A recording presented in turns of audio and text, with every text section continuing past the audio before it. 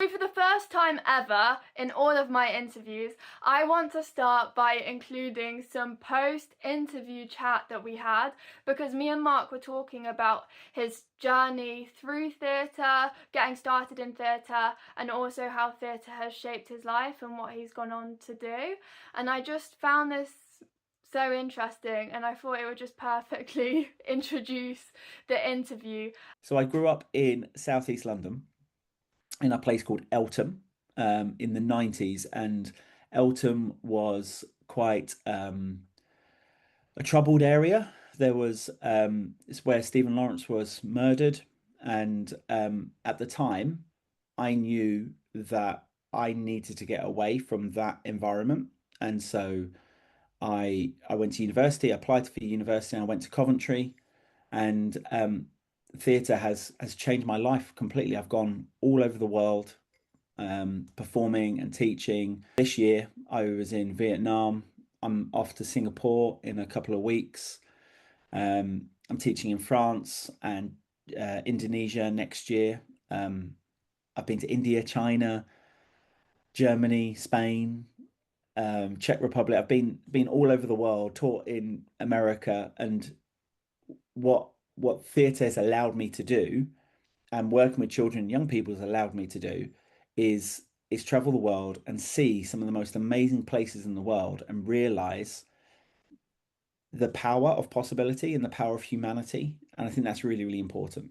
So if you don't know, Mark is a co-founder and artistic director of a company called Highly Sprung.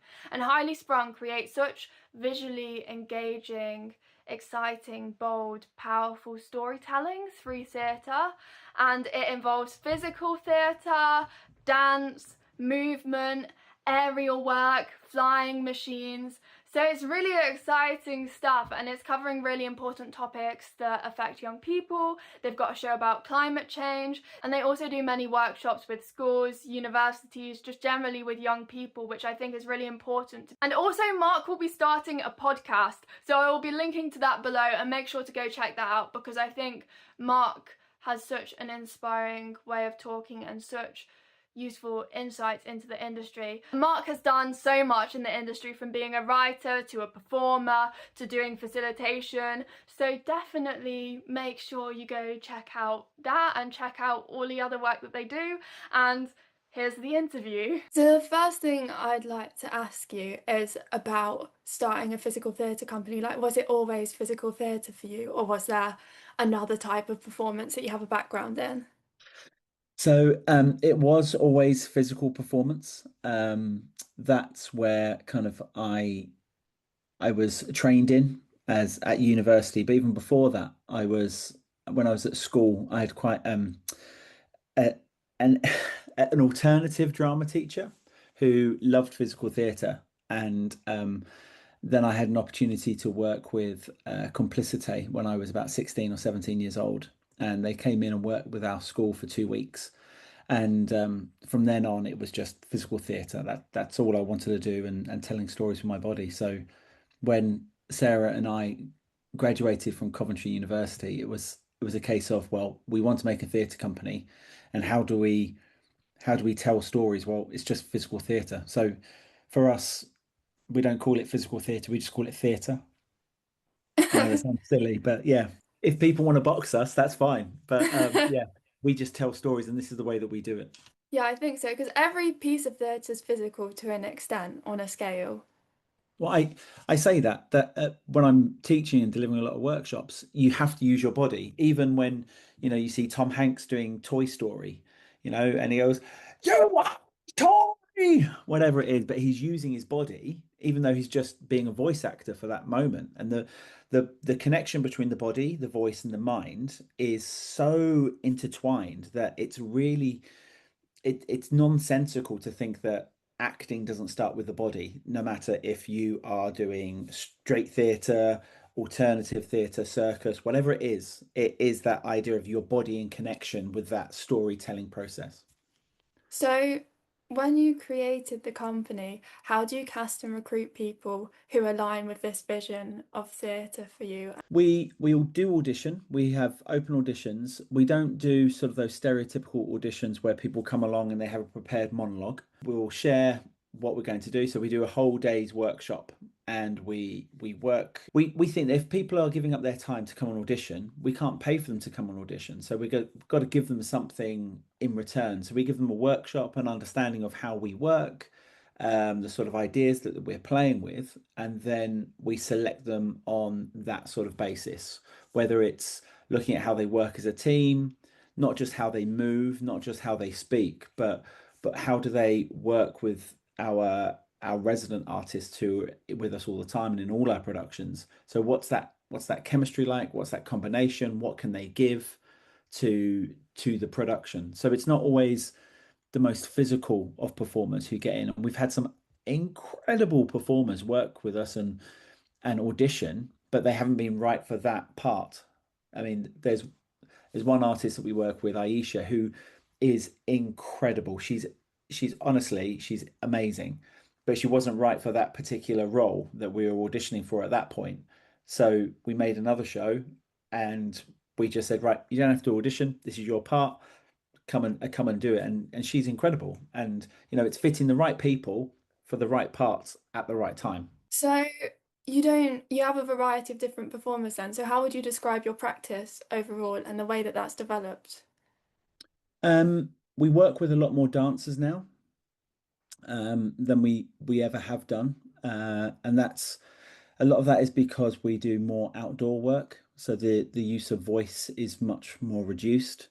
um uh and it also depends on where we're performing. So we've performed on in theatres, on the street, in beaches, libraries, on a canal, in kayaks. We've pretty much performed anywhere and everywhere.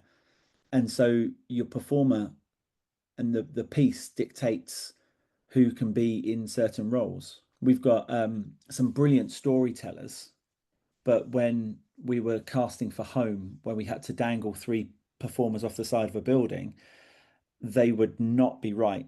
First of all, they're terrified of heights. Second of all, their storytelling with their body isn't the same degree as some of our other performers. It is deciding and realizing who is right for which part. And I think that happens all the time. I'm not going to be cast as a young female character. I'm just not going to do it. And I've got to be realistic within that. And so it's just another form of that sort of auditioning process, or that casting process, I should say.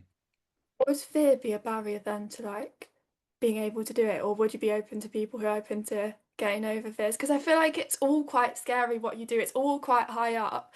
Yeah. We have a show at the moment called Castaway, and we have it's on a gyroscopic flying machine. So the performer gets raised up around about 9 meters up in the air, and they can also be spun all the way around, and then that can go in all directions. And the performer is also on a harness, so they can tumble and they can also spin. And uh, we've we've had a number of performers up there, and because I'm the person operating the machine, I can feel when someone's really, really nervous because the machine shakes as their legs or the adrenaline's going. Um, and you can feel that, but then that's also what rehearsal's about. And it's about finding what artists are able to do or capable to do. And for all, I think artists are a different kind of breed of human. They always want to progress and they always want to learn more skills. They're perpetual learners, and the idea of facing fears or um, conquering things that they can't do. The amount of artists now who are now doing aerial work with silk and hoop and trapeze, or the ones who are learning how to backflip or things like that. It's just gone like that. It's changed over the past 20 years. And I think that idea of that is what rehearsal is for. Um, and I think most artists are also trained to say yes to everything. I think I've only ever worked with one artist who said no pretty much to everything. And that was fine, but we just had to change. So everyone else was doing all the other stuff, and then that person became sort of the grounded figure. See, and also what you do a lot of is young people audiences, young people workshops. I read over 5,000 young people a year. So that's such a high engagement rate generally because I've tried to engage young people and the numbers are so much lower than they used to be. So Yeah. how do you get such high engagement? And was this always what you wanted to do? So okay, so first of all, our engagement used to be much higher. Pre-COVID, we were reaching around about 16,000 children and young people, and we had a really high school and college university engagement. The drop off since COVID, budgets are much tighter, cost of living crisis, and that has reduced. But I think that our work touches on a lot of different things and for young people, and their engagement is possibly, and what I think it is because of that physical element. So as a kid, I was never really that arty. I was very sporty, and when I got to work with that company, when they came into my college, all of a sudden I could use my physicality and I could use my strength and I could use my fitness to be able to implement that storytelling, if you like. And I think a lot of young people really, really enjoy that. So there's a lot of engagement from that. We also run weekly workshops. So we teach from the age of 6 all the way through to 19, if not more sometimes. Um, and we've had some students who've been with us since they were absolutely tiny, and now they are preparing to go to university. So it's been a whole journey for them. Um, I think that we also we also make work that meets young people where they are. So we don't ask anyone to to have any formal training. We don't ask anyone to already be an expert in dance or drama. That their body and the stories that they create with their body are theirs, and it's we can take you as far as you want to go. That's why we're called highly sprung. The idea that when you put in a small bit of energy, you're just going to get a little bit back. But actually, if you put loads of energy into that spring and you're just really highly sprung, whoom, you can go.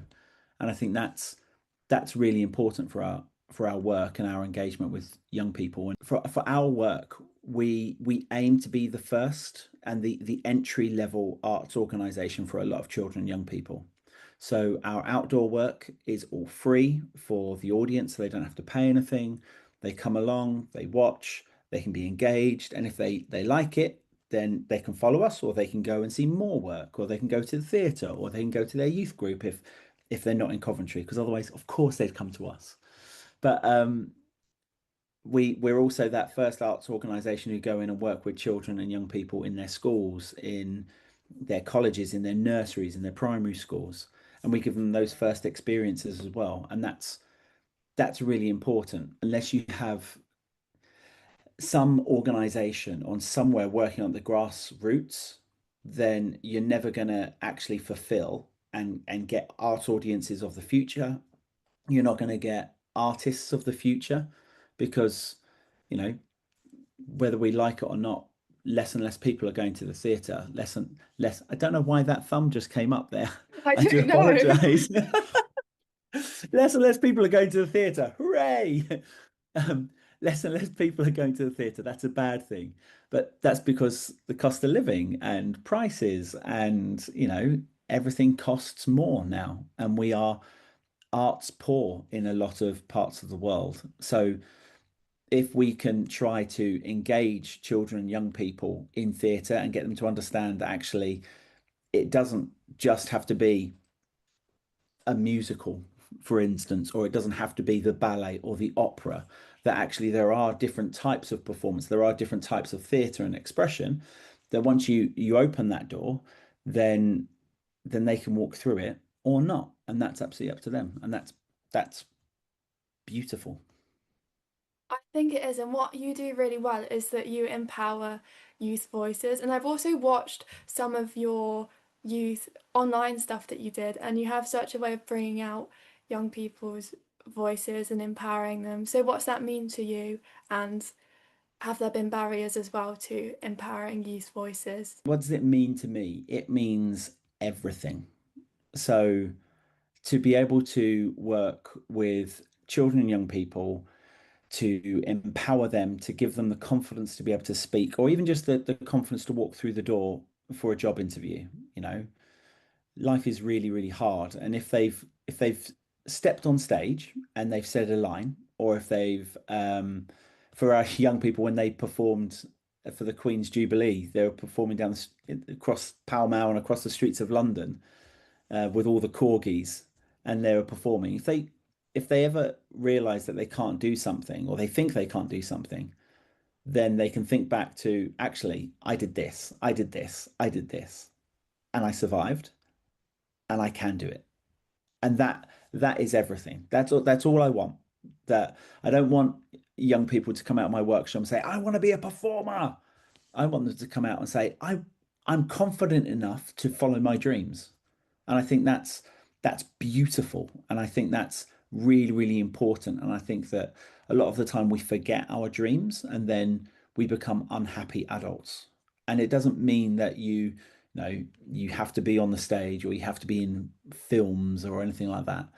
You can be the best at whatever you choose to do, and that is the most important thing, that you strive to be the best that you can be. I had one student who, when I worked with them, they were essentially a selective mute. They wouldn't speak. They would only, if really pushed, they would say yes or no, one word answers. And then they worked with us for around about 6, 7 years. And when they graduated from our youth group, they then went on to study languages, and they ended up being a translator for the European Court and European Parliament. And that idea of a young person saying nothing in a workshop, nothing, only speak quietly to her friends, all of a sudden to be in that situation where using her voice is her job, that is that is life goals. I'm really, really happy with that. Barriers, I think I think a lot of the time adults are barriers. Um, and and sometimes young people as well. And in both cases it's exactly the same. It's about self-perceived limitations, and oh, they can't do that, or I can't do that. And quite often, if you think that, that's true, and you're never going to be able to do that. And that's fine. Again, that is absolutely fine. It's all about your voice and what you want to do. But what if? What if you can? What if this? What if that? It's that magic if. What is that possibility? I worked with another student who had an absolute phobia of glitter. Couldn't do anything with glitter. So we did carnival and performances. Everyone was glittered up with all the face paint. Nope, couldn't have it. And absolutely fine. And then she was quite a strong performer and quite a big role in a show that we took to London as part of an international youth festival.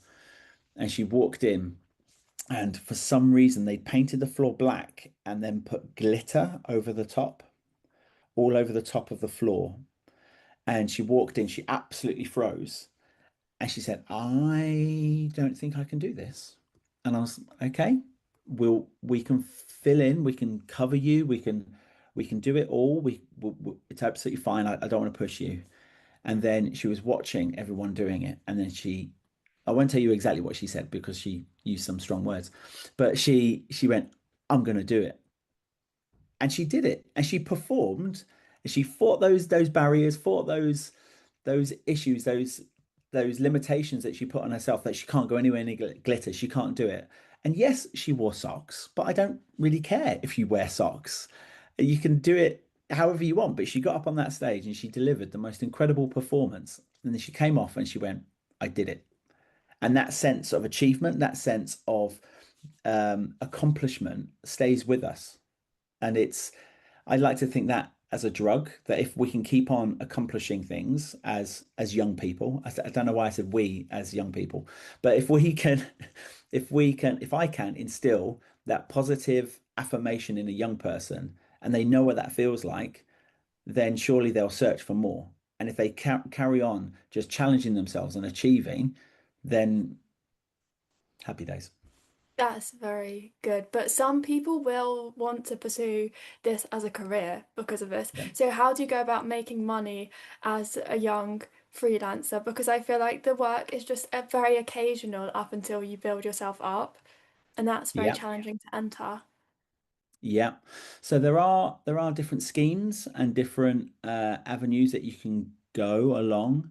I think when you start looking towards musical theatre, I think that there are less opportunities there and possibly more barriers. Um, just because the Arts Council are geared towards that sort of alternative space, I think maybe. So there are different schemes, there are different bursaries.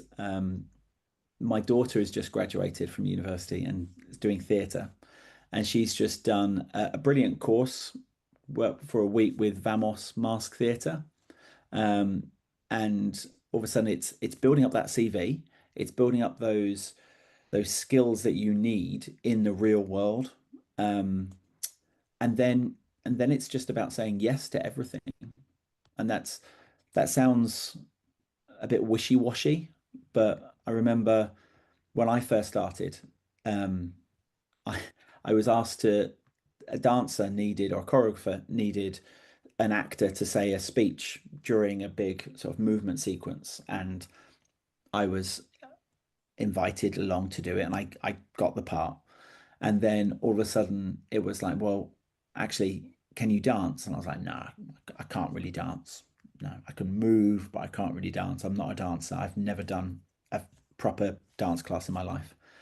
And he said, well, can you do this? And I went, yep. Can you do this? Yep. Can you do this? Yep, yep, yep. All of a sudden, he said, well, you can dance. So for the next 10 years, I worked with him and a number of other choreographers. And all of a sudden, I'm a dancer, and I worked in my 20s and early 30s as a male dancer and then choreographer in in just that realm where I never ever thought I would go. And it was just that saying yes just opened up a door. And I think that as many times as possible to just say yes to everything. Opportunities, yes. Um, and not put buts in there. And I think that when you work with organizations, just being that positive, being that genuine self, um, yeah, honesty is really, really important in this industry. If you do find things hard, that's okay. It's about that struggle and it's about finding your way through it. I think that's what people are interested in because we've all been there. Even the people sort of directing or writing or producing, we've all been in that situation where we're struggling and we all understand. I think it's about saying yes to everything, being honest, having integrity, and building that CV, building your skills to then go out and say hello to everyone, shake everyone by the hand, say go and watch stuff. Watching stuff is the biggest thing. Watching stuff. I've I've worked at a university um, for a number of different years, a number of different universities, and actually I'm noticing more and more that people haven't seen stuff. And if you haven't seen stuff, how do you know what you're going to do? How do you know what's possible? How do you know what fails? How do you know what works? Go and see as much stuff as you can. And tickets are cheap when you're young, you know. The RSC is like a five or a tenner with TikTok tickets or whatever it is. But go and see as much as you can. That's my advice. Nutshell. Go and see stuff. Say yes to everything. Take advantage of being young and idealistic and brilliant and flexible. Follow your dreams. That's it. We started Highly Sprung because no, we didn't see anyone doing the work that we wanted to do. So that's what we did. And that's okay. That was our path. But that's not the same path that I want for everyone else or anyone else might want. So you've done choreography, but you've also done writing. So what's the process of combining that? And do you set all the choreography in advance, or is that something that shapes in the rehearsal room? So all of our choreography is shaped in the rehearsal room, and it every show is created by the artists that are in the space. So every if I had this group of actors and this group of actors and making the same show, this group would make a completely different show to this group. And that's really important because our performers need to feel ownership over the work. They need to feel like they've got some investment in that work. When I'm writing, I use music a lot of the time. So I'll put on music and I'll almost go to my mind palace and I picture it on the stage and I'll find tracks that I'd like to use for that piece and that section and I'll write it in that way. And my stage directions aren't essentially exit, enter stage right. It's none of that. It's they move, they swirl, they collide um, and I try to give as much to my director who's going to be directing it as possible so that they can say, okay, I get the feeling for this, and then I can go. That's very interesting to hear, but also lots of people want to do this kind of movement stuff, but I feel like there's actors, dancers, and physical theatre, and the way you combine so many different things is so different. And lots of people I know want to learn partnering, but I feel like there's partnering exercises that you do in those kind of entry level schools things, or there's something that's like professional, like those big companies. So how do you do that in between? Because I feel like you can meet a friend who's interested in physical theatre on the street and be like, this is what I've learned, but I don't feel like just that's the way forward. That's the way that I communicate information, and I feel like there must be a better way. So there's lots of CPD opportunities. So finding those arts organisations, I know sort of there's Birmingham Dance who do a lot of sort of workshops each week. But we run pro intensives where you get to explore sort of the highly sprung way. Um, it's exploring those and building on the skills. So the skills that we deliver in workshops and we teach you the very basics of the physics of lifting and shifting and moving somebody else. And then those basics feed into everything else. So whether I'm catching someone here or whether I'm catching them here or even down there, it's the same principle and it's understanding how the body moves. So that work that we do in schools is those building blocks and the entry level ready for you. And once you've mastered them, then you move on. And there's loads of artists that I work with now who still don't get those bits right, but they get those bits right. And it's like, okay, well, let's go back. This can be better when you start here.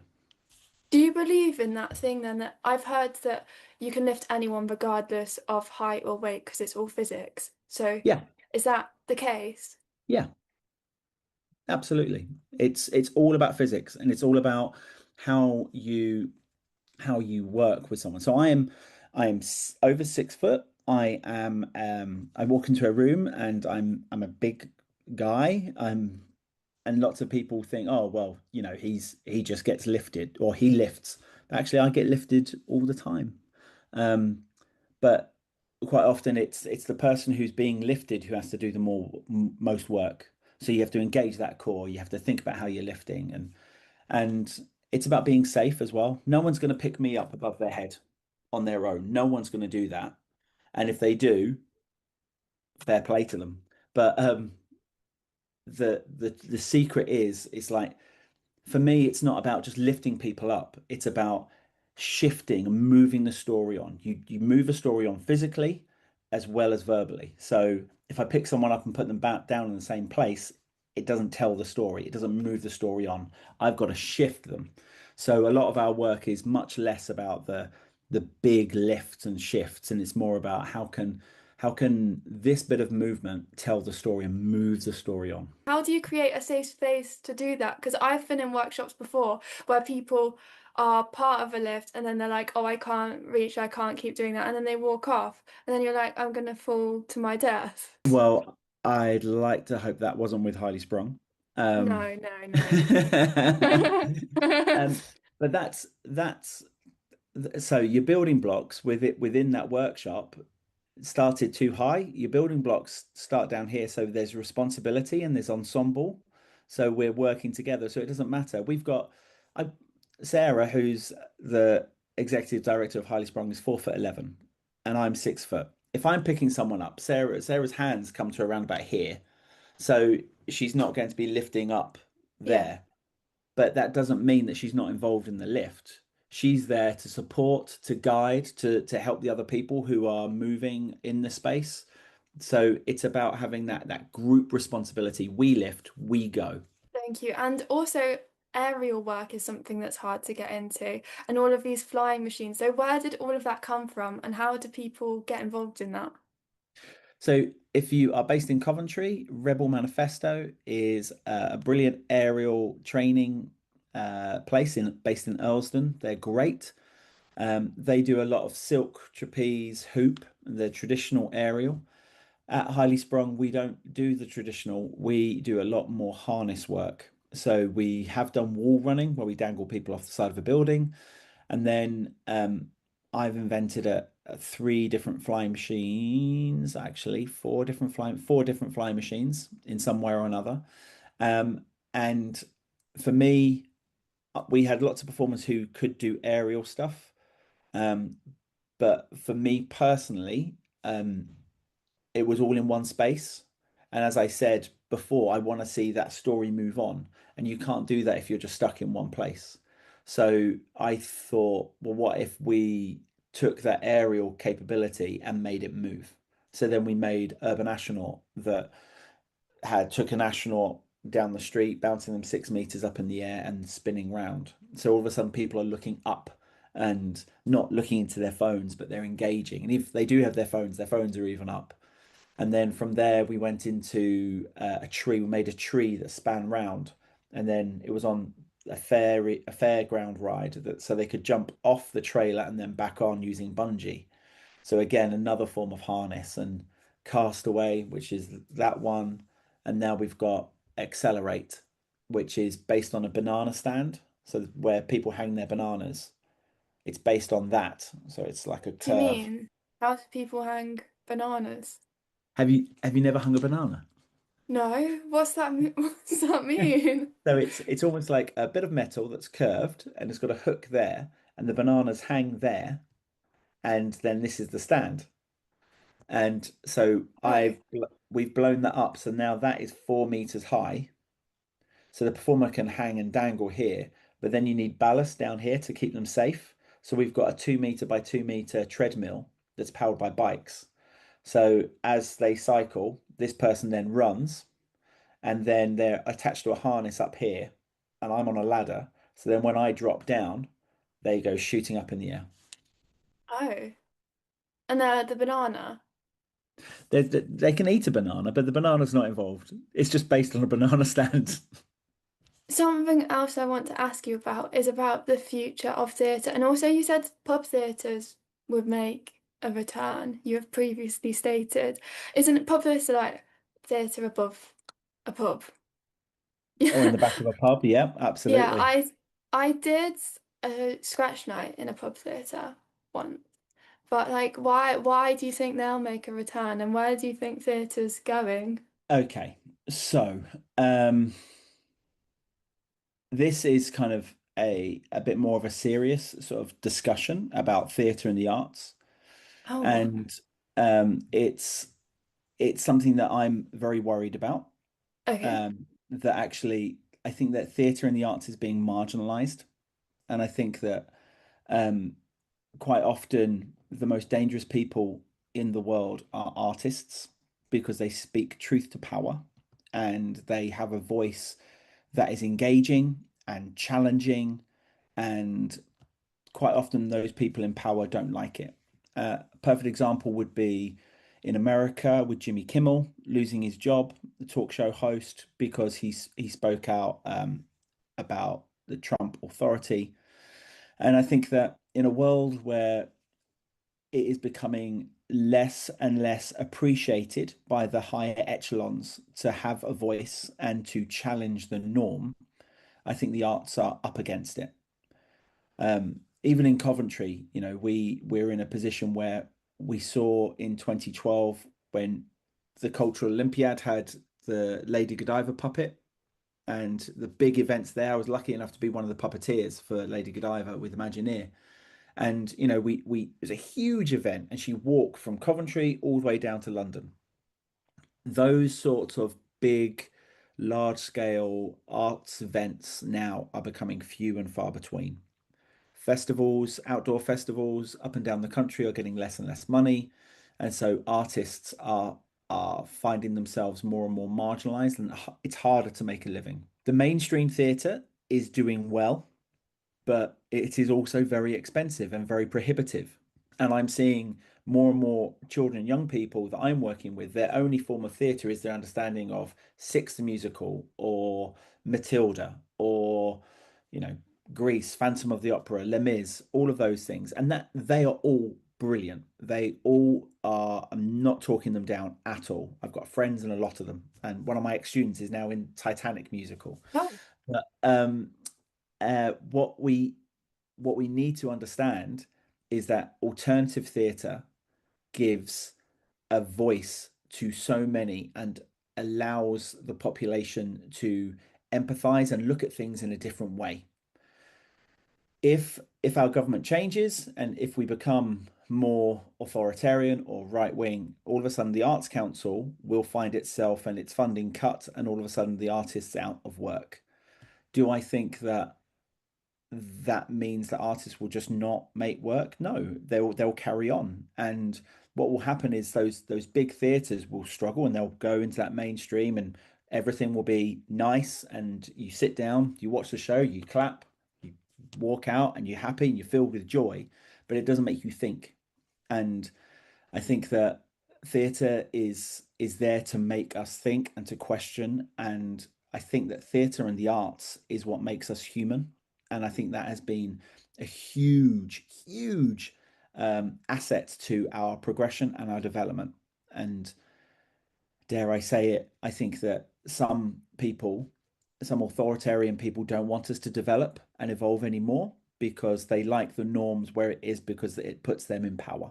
The idea of pub theatres, I think they will make a return because I think that the pub industry is really struggling as well.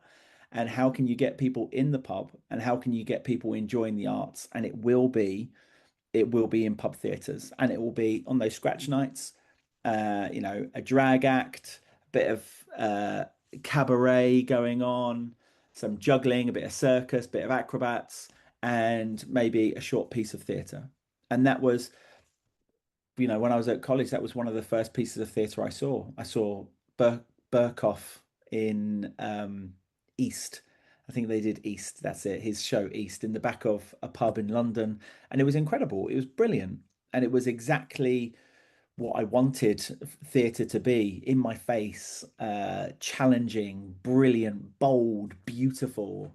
And I think that in the future will be the big theatres doing the big stuff, but the really exciting stuff will be the smaller bits and those exciting voices.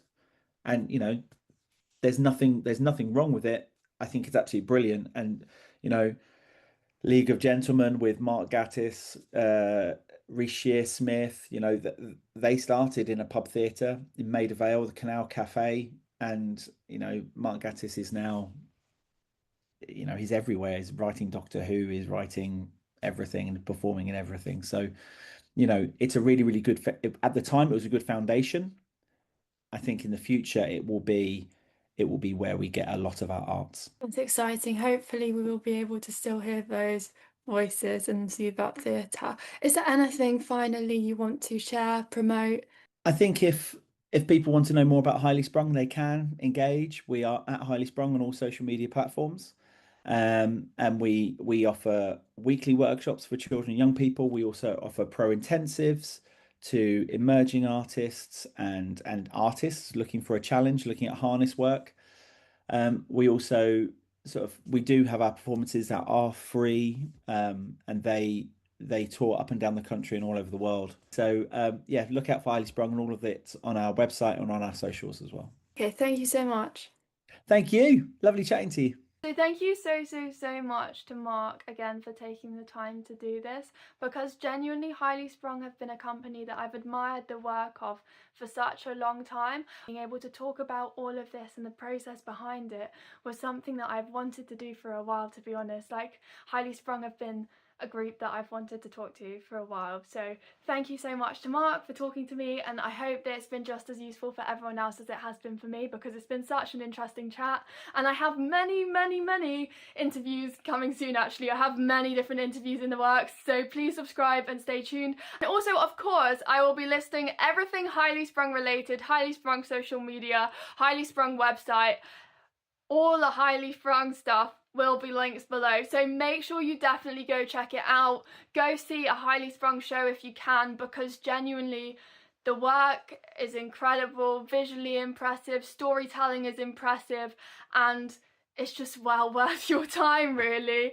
So definitely go check out what they're doing, give them a follow and see what they get up to next. And thank you so much to everyone for watching.